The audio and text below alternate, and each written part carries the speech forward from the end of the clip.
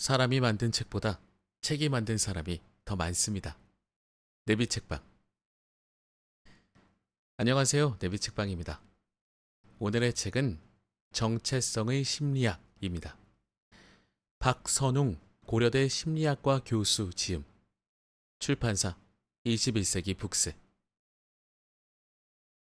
온전한 나로 살기 위한 정체성의 심리학. 지금까지 내 안에 나는 없었다. 나를 잃어버린 당신에게 인생의 나침반이 되어줄 정체성의 심리학. 여러분들은 정체성이 무엇이라고 생각하십니까? 저라면 정체성은 내가 나를 어떻게 받아들이고 나를 어떤 사람으로 생각하고 있는가, 그것을 잘 알고 있는가, 이것이 정체성이 아닐까 싶은데요. 내가 나를 잘 아는 것이 얼마나 중요한 일인지 요새 사람들이 혹시라도 이것에 대한 고민을 잘 하고 있는지 저는 조금 의문입니다. 왜냐하면 제가 네이버 블로그에도 가끔 책 소개와 함께 제 생각들을 짧게 남기고는 있습니다만 최근에 어떤 책을 소개하면서 그런 내용을 좀 남긴 적이 있습니다.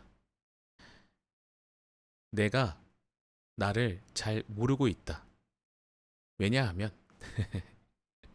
우리는 여행을 가더라도 누군가가 여행을 했던 것을 보고 그것을 그대로 따라서 다니죠. 심지어 먹는 음식조차도 내가 본 것을 그대로 따라서 먹고 있습니다. 대표적으로 맛집에 줄 서 있는 그런 모습들이 그것이 아닌가 싶어요.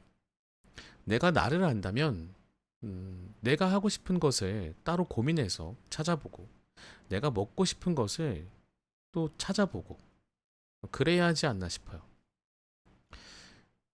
그러니까 결국에 나의 정체성은 내가 과연 어떤 사람인가를 더 많이 고민해 봐야 알 수 있다는 것인데 우리가 그렇게 살고 있나요? 여러분들은 그렇게 살고 계십니까? 저조차도 그렇다라고 확실하게 대답을 드리긴 좀 어려울 것 같습니다. 자, 오늘의 책 목차 소개 들어가겠습니다. 들어가는 글, 서문입니다. 1장, 진짜 나는 어디에? 길을 잃은 사람들, 나로 사는 것이 중요한 시대. 정체성이란 무엇인가? 내 인생의 큰 돌을 찾아서. 여기서 말하는 큰 돌이라는 게 어떤 것을 의미하는 것인지 궁금합니다. 나를 알아도 아는 것이 아닌 이유. 저는 오늘 이 부분을 좀 소개해 드려보면 좋겠습니다. 나를 그냥 아는 것과 제대로 아는 것의 차이. 나는 하나의 이야기다. 와, 너무 좋은 말입니다. 여러분들의 인생 하나하나가 전부 다 하나의 이야기이죠. 그래서 결국에는 지금 현재 상황이 조금 힘들고 어렵다고 해서 여러분들의 결말이, 여러분들의 이야기의 끝이 불행하리라는 생각은 안 하셔도 됩니다. 모든 이야기가 그러하듯이 심지어 우리는 그런 이야기들을 좋아하죠. 고난과 시련을 극복한 사람들의 이야기들. 그렇지 않나요? 그 결말이 엄청 대단하지 않아도 됩니다. 대단하다는 건뭐 돈이 많거나 엄청난 명예를 얻거나 그러지 않아도 돼요. 우리는 잔잔하게 끝나면서도 미소를 지을 수 있는 이야기에도 많은 감동을 받잖아요. 그러니까 꼭 대단한, 성공한 그런 결말이 아니더라도 우리는 얼마든지 해피엔딩으로 이야기를 맺을 수 있을 겁니다. 2장. 나는 이야기 안에 있다. 이야기하는 인간, 호모 나란스. 호모 나란스는 처음 듣는 단어입니다. 저한테는. 오늘의 나를 만든 어제의 이야기. 우리가 누군가에 대해 알고 있는 것. 어쩌다 보니 어른. 아, 어른. 어른이란 말. 이제는 조금 책임감처럼 느껴집니다. 책임져야 할 것이 많다. 그것이 어른 아닐까라는 생각이 좀 드네요. 삶은 하나의 명사로 규정할 수 없다. 나의 이야기는 무엇인가? 3장. 여러 가지 색이 섞인 나라는 사람. 더 좋은 인생 이야기는 있다. 완벽하게, 죄송합니다. 완벽하거나 찌질하거나 유쾌한 나를 만드는 나의 그림자. 내일 죽어도 후회하지 않게. 내일 죽지 않아도 후회하지 않게.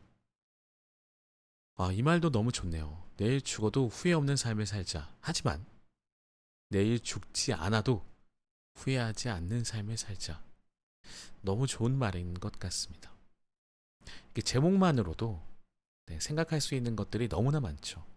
느낄 수 있고 깨닫게 되는 것들도 너무나 많죠. 긴 글도 좋지만 단 한 줄에서도 내가 가져갈 수 있는 게 있다면 정말 뜻깊은 게 아닐까 싶네요. 내가 엮어내는 내 삶의 기록. 4장. 누구나 인생의 주제가 있다. 내 인생의 주제는 무엇인가? 선택하고 책임지는 삶. 나를 나로 만드는 삶. 꼭 여러 벌 입어보고 옷을 사야 하나? 여러분들은 옷 살 때 어떻게 하시나요? 저는 몇 가지를 입어본다기보다는 제 체형에 맞는 그리고 제가 좋아하는 색깔과 옷감을 고른 후에 그 옷이 괜찮으면 그것만 삽니다. 요새는 새로운 옷을 도전한다든지 혹은 뭐 새로운 어떤 패션을 추구한다든지 그런 건 안 하는 것 같습니다. 그냥 깔끔하고 단정하고 튼튼하고 그러면 마음에 듭니다. 해야 하는 일과 하고 싶은 일 사이. 우리는 꿈꾸는 법을 잘못 배웠다. 5장. 의미를 만들거나 의미를 찾거나. 의미 부여는 저는 좀 중요하다고 생각합니다. 의미 부여가 있으면 무언가가 항상 특별해지거든요. 삶의 의미는 이야기 속에 있다. 삶의 의미를 찾는 방법 3가지. 인문학, 인생의 의미를 부여하다. 부시맨의 2가지 굶주림. 6장, 정체성, 자존감을 만들다. 나는 드래곤이 아니라 사람이다. 미국의 자존감 운동. 연약한 자존감과 튼튼한 자존감. 자신을 사랑하라? 의문을 던지셨습니다. 자신을 사랑하라? 억지로 자존감을 높이기 전에 나를 나로 받아들이기 위해. 인생은 길고 갈 길은 아직 많이 남아있다. 암흑기라 쓰고 클라이맥스라 읽는다. 이 말도 너무 좋습니다. 앞서 좀 말씀드렸죠. 여러분은 각각의 이야기입니다. 암흑기이지만 그것이 클라이맥스죠. 시련과 고통이 클라이맥스죠. 7장. 이야기를 어떻게 해석할 것인가? 이야기는 곧 우리입니다. 그죠? 인생이라는 책의 차례. 구조로 보는 인생 이야기, 오염과 구원. 내용으로 보는 인생 이야기, 독자성과 융화성. 8장. 오늘을 나답게 살기. 인생 최고의 거짓말을 하지 않으려면 시간이 아닌 의미의 균형. 내 인생 이야기의 공동 저자. 복잡한 인생에서 온전한 나로 산다는 것. 좋은 인생은 좋은 인생 이야기로 완성된다. 그래서 당신의 이야기는 무엇입니까? 나가는 글, 참고 문헌. 이렇게 구성되어 있습니다. 자, 저는 작가분의 서문 들어가는 글을 소개를 하고 나서 아까 제가 어떤 부분을 소개해드리기로 했죠? 또 기억이 안 납니다. 이렇게 소개를 하다 보면 꼭 기억이 안 나요. 왜 이럴까요? 정체성이란 무엇인가? 이 부분하고 나로 사는 것이 중요한 시대. 이것이 전부 일장 안에 포함이 되어 있네요. 그러면은 서문과 일장의 일정 부분을 좀 소개를 드려보도록 하겠습니다. 들어가는 글. 얼굴만으로도 수백만 관객은 동원할 수 있는 배우. 이색적인 볼거리를 제공하는 해외 로케이션. 수백억 원에 달하는 제작비. 흥행에 필요한 많은 요소를 갖추고도 막상 흥행에 참패하는 영화들의 공통된 특징은 하나. 줄거리가 엉성하다는 것이다. 관객은 묻는다. 도대체 영화의 주제가 뭐야? 영화가 말하고자 하는 것이 뭐냐고. 명배우와 화려한 볼거리가 있어도 부실한 줄거리에 대한 실망감은 다스리기가 어렵다. 좋은 이야기는 좋은 영화의 알맹이다. 그런데 90분짜리 영화를 보면서도 영화의 주제가 무엇인지, 도대체 영화가 말하고 싶은 것이 무엇인지 묻는 사람들이 90년짜리 인생을 사는 자기 자신에게는 얼마나 자주 이런 질문을 던질까? 자, 이 부분은 밑줄을 긋겠습니다. 네. 한평생 살면서 써나가고 싶은 자기 인생의 줄거리는 무엇인지, 자신의 삶을 통해 자신이 아끼는 주변 사람들에게, 나아가 이 세상에 말하고 싶은 인생은 무엇인지 묻고는 있을까? 호랑이는 죽어 가죽을 남기고 사람은 죽어 이름을 남긴다지만, 사람이 죽어 남기고 싶은 것은 정확하게 말하자면 이름이 아니라 자신이 어떻게 살았는지에 대한 이야기이다. 사람들에게 회자될 이야기가 없는 이름은 허망할 뿐이다. 정체성을 찾는다는 것은 껍데기 안에 감춰진 자신의 알맹이를 찾는 것이다. 빠르게 흘러가는 세상 속에서 우리는 남들을, 또 우리 자신을 껍데기를 통해 평가하고는 한다. 자, 이 부분도 밑줄 긋겠습니다. 여기서 말하는 껍데기는 겉으로만 보여지는 모습이죠. 우리가 가진 직업, 학벌, 외모, 그 다음에 뭐 가진 돈은 뭐 차나 뭐 명품 제품들, 뭐 그런 것들로 보여지는 것이니까. 우리는 그런 것을 통해, 껍데기를 통해서 정체성을 찾고 있다고 비판하고 계시죠. 정정하겠습니다. 그렇게 지적하고 계시는 것 같습니다. 하지만 알맹이를 지키기 위해 껍데기가 있는 것이지, 껍데기를 걸어놓기 위해 알맹이가 있는 것은 아니다. 좋은 삶을 살기 위해 학교와 직장도 다니는 것이지, 명문대학교에 입학하기 위해, 대기업에 취직하기 위해 사는 것이 아니다. 나는 이 책을 통해 정체성을 찾는 방법, 즉 자신의 알맹이를 찾는 방법이 인생 이야기를 쓰는 것이라는 다소 생소하고 엉뚱한, 하지만 진실된 주장을 하고자 한다. 모든 사람은 자기만의 인생 이야기를 가지고 있고, 그 이야기 속에서 우리는 모두 주인공이다. 이 책을 다 읽고 덮었을 때 독자 여러분 역시 이에 공감할 수 있기를 간절히 원한다. 이 책에는 우리와 같은 곳에서 같은 시대를 살아가는 사람들의 인생 이야기가 여럿 담겨 있다. 때로 누군가에게서 받을 수 있는 가장 큰 위로는 그 어떤 따스한 말이 아니라, 이 세상에 나와 비슷한 상황에 처한, 나와 비슷한 경험을 하는 사람들이 또 있다는 것을 알게 되는 것이다. 이 책에서 소개되는 인생 이야기가 독자 여러분께 그런 위로가 되었으면 한다.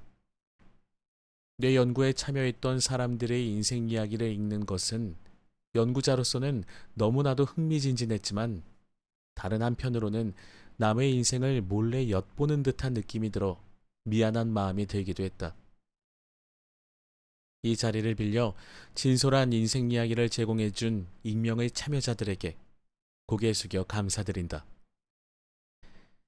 21세기 북스의 최연순 본부장님, 최유진 PM님은 책은 내가 쓰는 것이지만 나 혼자 쓰는 것은 아님을 깨닫게 해주셨다.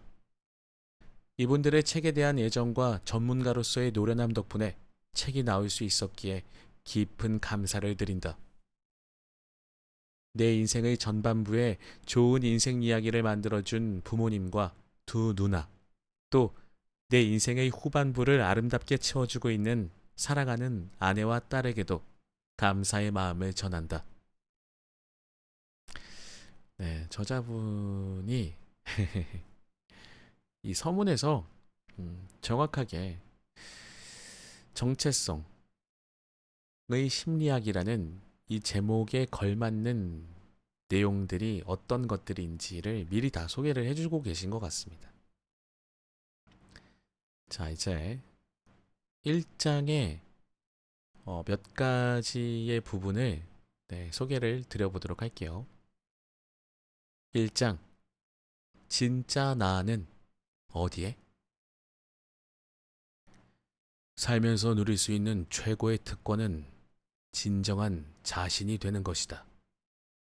칼 구스타프 융. 길을 잃은 사람들. 나는 누구인가? 나는 어디에서 와서 어디로 가는가? 나는 무엇을 위해 살고 있는가? 내 삶의 의미는 무엇인가? 웬만한 사람이라면 살면서 한 번쯤은 자기 자신에게 던졌을 법한 질문들이다. 아마 오늘 퇴근길에도 많은 사람들이 버스와 지하철에서 부대끼며 도대체 무엇을 위해 이 회사를 다니고 있는 걸까? 한숨 섞인 질문을 던졌을 것이다. 문제는 이러한 질문에 대한 답을 갖고 있는 사람들이 많지 않다는 것이다. 우리는 바쁘다. 중학생은 좋은 고등학교에 진학하느라 바쁘고, 고등학생들은 좋은 대학교에 가느라 바쁘고, 대학생들은 좋은 직장을 얻느라 바쁘고, 직장인들은 자신의 밥줄을 놓치지 않으려고 일하느라 바쁘다. 그래서 어느 순간 얼핏 그런 질문이 떠올라도 미처 답을 찾기 전에 누군가 마련해 놓은 자신의 목표를 향해 다시 걸음을 재촉하게 마련이다. 자, 이 부분 너무 슬픈 것 같아요. 그런 질문이 떠오르지만 답을 찾기 전에 누군가가 마련해 놓은 자신의 목표를 향해. 그러니까 이거는 내가 만든 목표가 아니죠. 누군가가 마련해 놓은 목표를 내 목표인 양 우리가 그것을 향해 가고 있다는 거죠. 여러분들은 여러분이 목표가 무엇인지 생각해 보신 적이 있을까요? 만약에 생각이 드신다면 그게 정말 여러분들이 정한 목표인지, 혹은 내가 누군가를 보면서 나도 저렇게 되고 싶다라고 생각해서 만든 목표인지 한번 고민해 보시면 어떨까요? 그래서 저는 이 부분을 좀 밑줄을 긋겠습니다. 한국인의 이러한 자화상은 숫자로도 적나라하게 드러난다. 심리학자 제임스 마샤는 누군가의 정체성이 어떤 상태에 있는지 판단하기 위해서는 두 가지 요소를 살펴봐야 한다고 주장했다. 첫째, 자신이 어떤 사람이고 자신에게 중요한 것이 무엇인지에 대해 여러 가능성을 열어놓고 탐색했는가. 둘째, 자신이 어떤 사람인지에 대한 나름의 신념을 갖고 있는가. 자, 이 부분도 밑줄 긋겠습니다. 이 부분을 살펴봐야 한다. 정체성에 관한 두 가지를 확인할 때 이 부분을 꼭 살펴봐야 한다. 여러분들도 한번 생각해 보시면 좋겠네요. 다시 한번 읽어 드릴게요. 자신이 어떤 사람이고 자신에게 중요한 것이 무엇인지에 대해 여러 가능성을 열어놓고 탐색했는가. 깊이 생각해 봤는가. 둘째, 자신이 어떤 사람인지에 대한 나름의 신념을 갖고 있는가. 뭐 이런 사람들 계시죠. 나는 좀 솔직하게 말하는 편이야. 미안해. 내가 필터링이 잘 안 돼. 그분은 정말 내가 그런 사람이라고 생각을 하고 그것에 대해서 신념을 갖고 있는 걸까요? 사실 내가 필터링이 안 돼라는 말을 내 입으로 한다는 게 어떻게 생각해 보면 굉장히 부끄러운 일이거든요. 나는 남을 배려할 줄 몰라 라고 전 들려요. 나는 좀 솔직하게 말하는 편이거든. 난 남을 배려할 줄 몰라. 이 말과 뭐가 다른지 모르겠어요. 아, 그렇구나. 당신은 남들을 배려할 줄 모르는구나. 저는 그러면 그 사람에 대한 흥미가 뚝 떨어지거든요. 정뚝떨이라고 하나요? 저는 좀 그런 편이에요. 아, 그래요? 네, 알겠어요. 그다음부터 저는 그 사람과 말을 잘 하지 않겠죠. 왜냐면 같은 말을 하더라도 내가 이 사람과 대화를 했을 때 기분이 나쁠 확률이 높기 때문이죠. 같은 대화를 하는 시간을 내가 써야 한다면 굳이 그런 사람과 대화를 해야 할 이유가 있을까요? 아니지 않을까요? 네. 자, 내가 어떤 사람인지에 대한 나름의 신념을 갖고 있는가라는 말은 내가 이런 사람이야 라고 생각을 하면서 자기 반성이 같이 들어가야 되지 않을까 싶습니다. 자기 반성이 들어간다면 내 자신의 성장과도 영향이 있겠죠. 계속 소개하겠습니다. 이 두 요소, 즉 탐색과 신념의 여부에 따라 네 가지 정체성 상태가 존재할 수 있다. 정체성 획득은 자신이 어떤 사람인지 탐색한 끝에 그에 대한 답을 찾아 이제 자신이 어떤 사람이라는 신념 체계를 갖춘 상태이다. 정체성 유예는 자신에 대한 탐색이 활발히 진행되고는 있으나 자신이 어떤 사람인지에 대해 아직 이렇다 할 신념이 없는 상태이다. 정체성 폐쇄는 자신에 대한 탐색은 진행되지 않았으나 주로 부모님이나 선생님 등 주변 사람의 영향으로 자신이 어떤 사람이라는 신념을 마련한 상태이다. 이것은 외부의 평가라는 것이죠. 자, 다시 한번 좀 설명을 드려봐야 되겠네요. 네. 정체성 획득은 내가 내 자신에 대해서 충분히 탐구했고 탐색했고 내가 어떤 사람인지를 잘 알고 있는 상태. 정체성 유예는 나에 대해서 계속 고민은 하고 있는데 내가 어떤 사람일까라고 생각을 해보곤 있지만 아직은 자신이 어떤 사람인지에 대한 확신이 조금은 없는 상태. 정체성 폐쇄는 나에 대한 탐색도 하지 않고 나에 대한 고민도 하지 않고 내 주변 인물들의 평가로 내가 어떤 사람이겠거니 하고 사는 것. 마지막으로 정체성 혼미는 나에 대한 고민도 안 했고 나에 대한 평가도 없는 상태.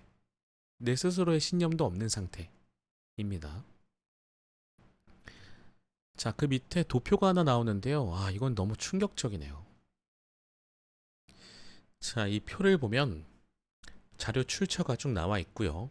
자료 출처는 사회정신건강연구소 2007년 또 자료가 있는데 참여자 국적은 한국입니다. 나이는 20대고요. 2007년도 자료입니다. 정체성 상태. 자, 제일 좋은 것부터 말씀드리면 획득. 둘 다 알고 있는 거죠. 나에 대해서 고민을 했고 내가 어떤 사람인지 알고 있는 거. 획득. 유예는 나에 대해서 고민은 했지만 내가 어떤 사람인지 아직은 잘 모를 때. 그 다음 폐쇄는 나에 대해서 고민을 안 했는데 누군가가 너는 이런 사람인 것 같아 라고 말해줘서 그대로 믿고 살고 있는 것. 마지막으로 혼미는 나에 대한 고민도 안 했고 어떤 신념도 없는 상태, 평가도 없는 상태라고 봐도 되겠죠. 입니다. 그렇게 해서 합계는 100명이에요. 100명이 아니라 퍼센트네요. 정정하겠습니다. 100%인데 자, 우리나라의 2007년도 20대의 자료를 보면 정체성을 획득한, 제일 좋은 획득한 부류는 7%입니다. 유예는 고민은 했지만 아직 잘 모르는 거. 유예는 2%. 폐쇄는 66%. 나는 나에 대해 고민을 해본 적이 없는 거죠. 이게 제일 많네. 66%. 하지만 누군가가 너는 이런 사람인 것 같아 라고 해서 난 그런 사람인가 보다 라고 사는 것. 이게 66%. 마지막으로 고민도 안 했고 그런 신념도 없는 상태는 25%입니다. 20대를 기준으로 한 거예요. 좀 끔찍하네 이거. 아이고. 자, 그 다음에 미국의 자료들을 보면 미국은 1979년 자료가 있고요. 1985년 자료가 있고 1986년 자료만 있습니다. 2000년대, 21세기 자료는 없는데 그래도 소개를 좀 해보겠습니다. 전부 다 20대고요. 획득이 79년도에는 56%, 유예는 12%, 폐쇄는 8%, 혼미는 24%입니다. 85년도에는 획득이 27, 유예가 6%, 폐쇄는 22%, 혼미는 45%네요. 이때는 좀 힘들었나 봐요. 그리고 86년도 자료, 1년 뒤 자료입니다. 1년 뒤 자료인데 획득이 41%, 유예는 22%, 폐쇄는 5%, 혼미는 32%입니다. 물론 우리나라는 2007년도 자료에 20대라고 나와 있지만 미국의 자료 같은 경우에는 1979년에는 24세를 대상으로 했다고 하고요. 85년도에는 24세에서 27세, 그러니까 20대 중후반을 대상으로 한 것이겠죠. 86년도 자료는 21세부터 22세니까 20대 초반의 자료를 보여주고 있는 겁니다. 그럼에도 불구하고 우리나라는 지금 굉장히 많이 안 좋은 쪽으로 비교가 되죠. 심지어 미국 자료는 아주 옛날 자료임에도 불구하고 우리나라가 월등하게 낮습니다. 그리고 이때 당시 미국은 굉장히 혼란스럽고 아직은 지금처럼 많은 풍요를 누리고 있지는 않은 때일 거예요. 그럼에도 불구하고 지금 대한민국이 잘 산다라고 할 수 있을 정도의 시대에 왔지만 2007년도에도 괜찮았죠. 나쁘진 않았을 겁니다. 그럼에도 불구하고 너무 안 좋다. 위 표는 정체성 형성이 큰 이슈가 되는 20대를 상대로 정체성 상태를 연구한 결과물이다. 비록 연구가 실행된 시기나 참여자들의 교육 수준 등이 정확히 일치하지는 않지만 이것이 말하는 바는 명확하다. 미국에 비해 한국에서는 정체성 획득 상태에 있는 사람이 현저히 적고 정체성 폐쇄 상태에 있는 사람은 현저히 많다는 것이다. 무려 91%에 해당하는 한국의 20대들이 정체성 폐쇄나 혼미 상태에 있다. 2007년도 자료인데 현재는 어떨까요? 요즘 자료가 궁금합니다. 정체성이란 무엇인가? 정체성이란 자신에게 중요한 것이 무엇이고 자신에게 의미 있는 일이 무엇인지를 이해하고 이를 바탕으로 삶의 방향에 대해 결단을 내린 정도를 의미한다. 자, 이 부분도 밑줄 그어 보겠습니다. 어떤 일을 하는지는 정체성에 있어서 중요하지만 그렇다고 정체성이 꼭 직업에 관한 것일 필요는 없다. 언제 어디서든 지키고자 하는 삶의 원칙일 수도 있고 어디에서 무엇을 하든 추구하고 싶은 가치일 수도 있다. 정체성이 잘 형성되어 있는 사람은 다음의 세 가지 특징을 가지고 있다. 첫째, 이들은 영혼의 엑스레이 사진을 가지고 있다. 이런 표현은 너무 좋네요.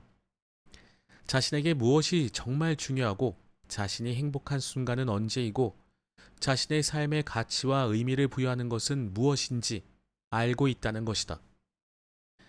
한국에서 정규 교육을 받은 사람들이 어려워하는 부분이 바로 이 부분이다. 소위 사회에서 성공했다는 유명 인사들이 젊은이들에게 하는 조언 중의 하나가 사회나 부모가 원하는 일이 아니라 자신이 원하는 일을 하라는 것. 자신의 가슴을 뛰게 하는 일에 뛰어들라는 것이다. 하지만 막상 젊은이들과 얘기해보면 자신들도 정말로 그러고 싶은데 정작 그 일이 무엇인지 모르겠다는 말을 많이 한다. 공부만 하느라 자신의 영혼을 제대로 들여다보지 못한 것이다. 둘째, 자신의 목적지가 찍힌 내비게이션을 가지고 있다. 즉, 자기 자신을 이해하고 어떤 삶을 살 것인지에 대한 결정을 상당 부분 내렸다는 것이다. 물론 살다 보면 예기치 못한 일들이 터지고 실수로 잘못된 길로 접어들기도 하고 삶에 지쳐 쉬어가야 할 일이 생기기도 한다. 하지만 가야 할 도착지가 어디인지 알고 있기만 하다면 결국 가기로 한 곳에 도착할 수 있다.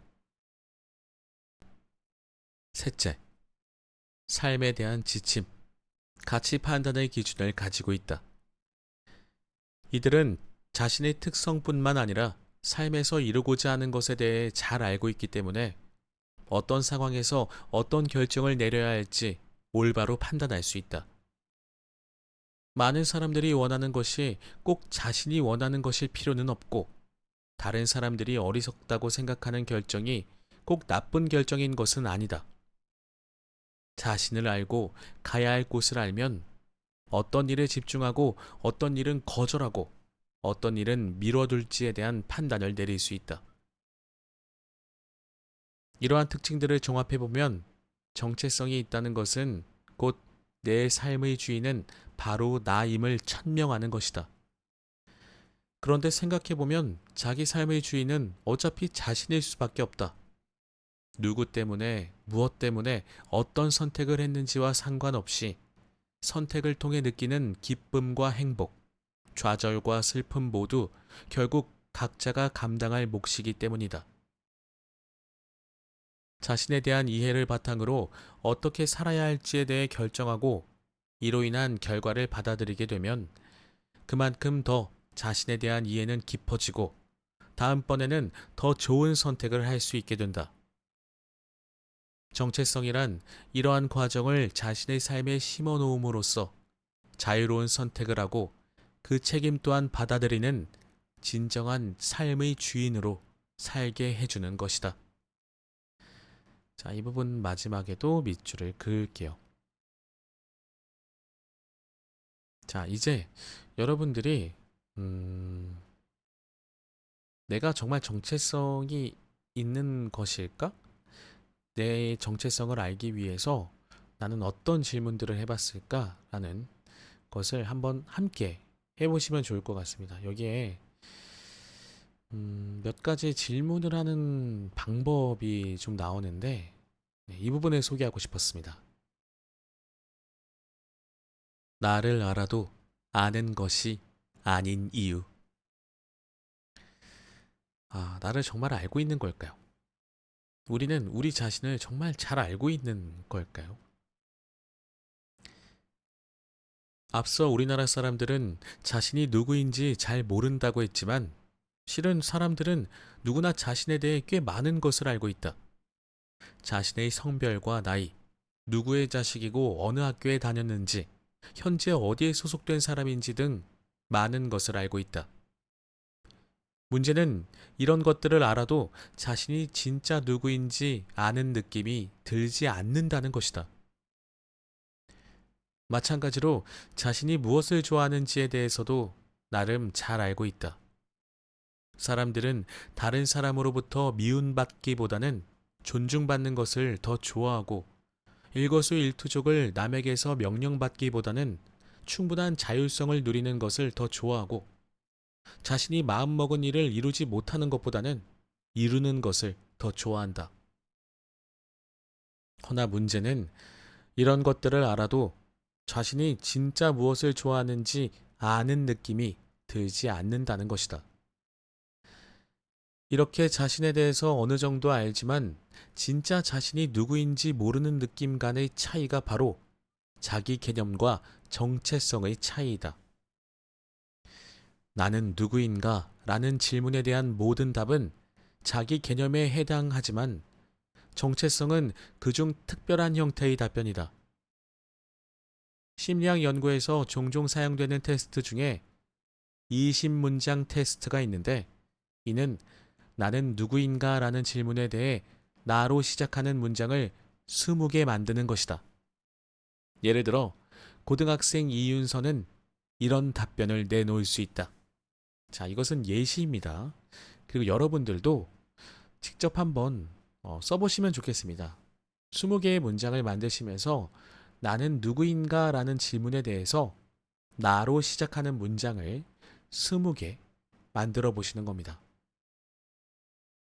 자, 여기에서 나오는 고등학생 이윤서 님의 예시를 한번 소개해드려 볼게요. 이것을 참고하셔도 좋을 것 같네요. 1. 나는 여자다. 2. 나는 17살이다. 3. 나는 남매 중 동생이다. 4. 나는 경기도 남양주시에 있는 별내 고등학교에 다닌다. 5. 나는 키가 크다. 6. 나의 아버지는 목사이다. 7. 나의 어머니는 피아니스트이다. 8. 나의 부모님은 내가 음악을 전공하기를 원하신다. 9. 나는 음악에 큰 재능이 없다. 10. 나는 수학에 흥미도 재미도 없다. 11. 나는 대학교에서 생물학을 전공하고 싶다. 12. 나는 책을 읽고 글을 쓰는 것을 좋아한다. 13. 나는 친구들이 많지 않다. 14.